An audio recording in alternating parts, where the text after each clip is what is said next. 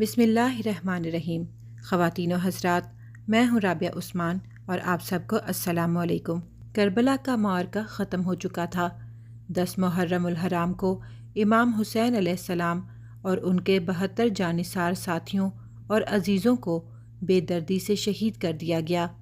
امام حسین علیہ السلام کا سر نیزے پر بلند کیا گیا، خیام کو جلا دیا گیا، خواتین کی چادریں چھین لی گئیں اور بچوں کو پیاسا اور بھوکا قیدی بنا کر لے جایا گیا۔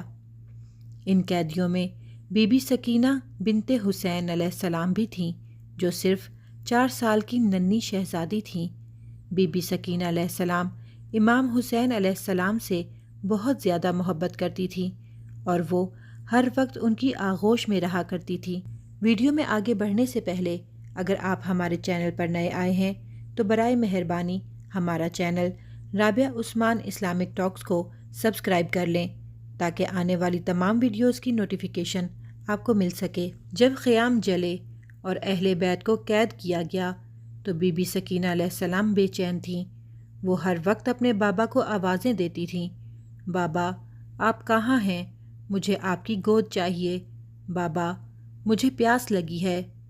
جب انہیں بتایا گیا کہ آپ کے بابا شہید ہو چکے ہیں تو بی بی سکینہ نے بابا کے کٹے ہوئے سر کو گلے لگا کر کہا، بابا آپ ہمیں چھوڑ کر کیوں چلے گئے؟ مجھے نیند نہیں آتی، آپ کی آغوش چاہیے۔ جب اہل بیت کو شام لے جایا گیا تو انہیں بازاروں میں پھرایا گیا اور پھر شام کے اندھیرے زندان میں ڈال دیا گیا۔ وہ زندان نہایت تنگ، تاریک اور پتھریلا تھا، وہاں روشنی تک نہ تھی۔ بی بی سکینہ علیہ السلام رات کو بابا حسین علیہ السلام کو یاد کر کے روتی تھیں، بھوک اور پیاس سے نڈھال ہو جاتیں اور بی بی زینب علیہ السلام انہیں سینے سے لگا کر دلاسا دیتیں مگر خود بھی اکشبار ہوتیں۔ ایک رات بی بی سکینہ علیہ السلام مسلسل بابا حسین علیہ السلام کو یاد کرتی رہیں، بے ہوش ہو گئیں۔ قیدیوں نے سمجھا کہ شاید نیند آ گئی ہے مگر حقیقت یہ تھی بی بی سکینہ علیہ السلام کی روح بابا حسین علیہ السلام سے جا ملی تھی۔ بی بی زینب علیہ السلام نے ننھی سکینہ علیہ السلام کو جگانے کی کوشش کی مگر وہ ہلکی مسکراہٹ کے ساتھ خاموش ہو چکی تھیں۔ قیدیوں نے قید خانے میں شور مچایا، زندان کا دروازہ کھولا گیا۔ جب یزیدی سپاہیوں نے دیکھا کہ بی بی سکینہ علیہ السلام وفات پا چکی ہیں تو ان کے کانپتے جسم کو کھینچتے ہوئے زندان سے باہر نکال دیا۔ امام زین العابدین سخت بیمار تھے، زنجیروں میں جکڑے ہوئے تھے۔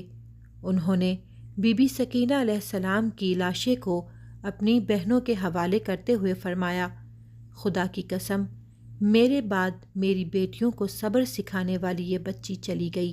روایات کے مطابق بی بی زینب علیہ السلام اور دیگر بیویوں نے روتے ہوئے زندان کے ایک کونے میں بی بی سکینہ علیہ السلام کو دفن کیا۔